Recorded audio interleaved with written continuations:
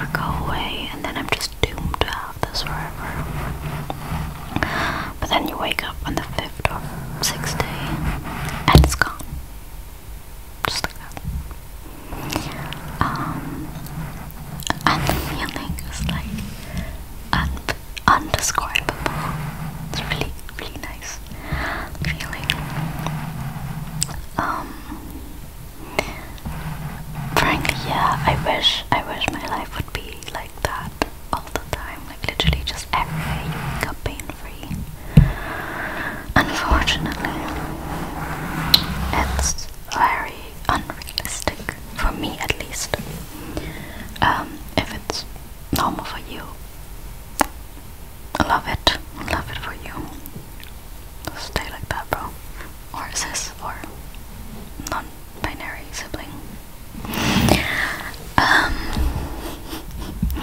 Anyways, I absolutely forgot what I was talking about. But yeah, accept that it's unrealistic. And then I still do my best to prevent it, because I know like certain things will trigger the migraine more, so I take care of it, right? Like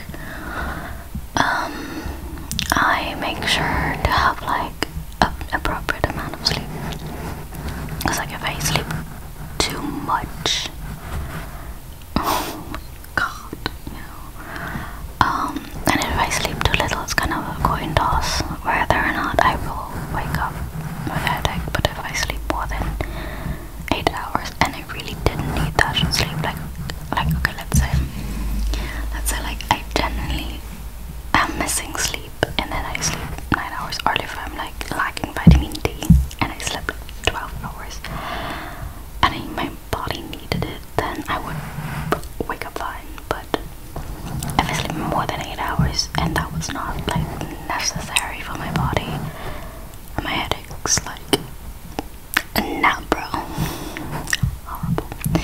I think the triggers are kind of individual. There are very common triggers, right? Like alcohol, because you know, hangover. A lot of people have migraines, like headaches for hangover, but like a lot of times that can kind of lead to a migraine thing as well. That lasts like more than 1 day, so like try to do that less. Or I think the rule of like 1 drink and then 1 glass of water or something like non-alcoholic, always a good idea. Yeah. Or certain foods. I don't think I have this. At least not that I know of. But there are people who are like get migraines when they're missing something in their diets, or if they eat something. I guess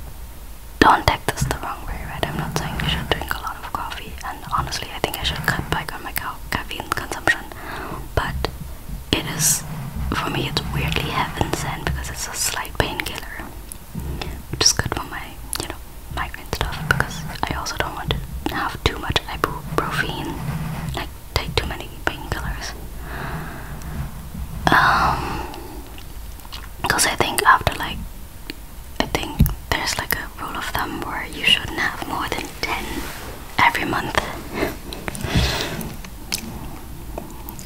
It sounds like a lot, but trust me, if you have like regular pain, 10 a month is actually not that much. You can get migraines from the painkillers, so I try to like not overdo it there either. And then I also have ADHD, and caffeine kind of helps with that a little bit as well. And I have hay fever, which also, it's like a slight, I think antihistamine is what you take, right? Is it? Or histamine, I don't know, like, I take the allergy pills I take, make me kind of drowsy. Honestly, coffee makes me kind of drowsy. I don't know. But yeah, anyways, like, it is kind of like a triple thing, like 3 things that I kind of struggle with pretty much the most as well. I literally just drink coffee, and like, it helps a little bit, and it's like, this feels like it's made for me. But I do need to cut back on it. I drink too much of it most of the time. Kind of depends, right? I just feel like it's healthier to like, I don't know, reduce it. But yeah, anyways, we're going off track. I am so sorry that I cannot pay attention to what I was doing for just like 10 minutes. Back to your pain. This too shall pass. Honestly, if you don't have migraines but you just have like either pain or are sad about something, that applies to you too, okay? This too shall pass. This too shall pass. This too shall pass.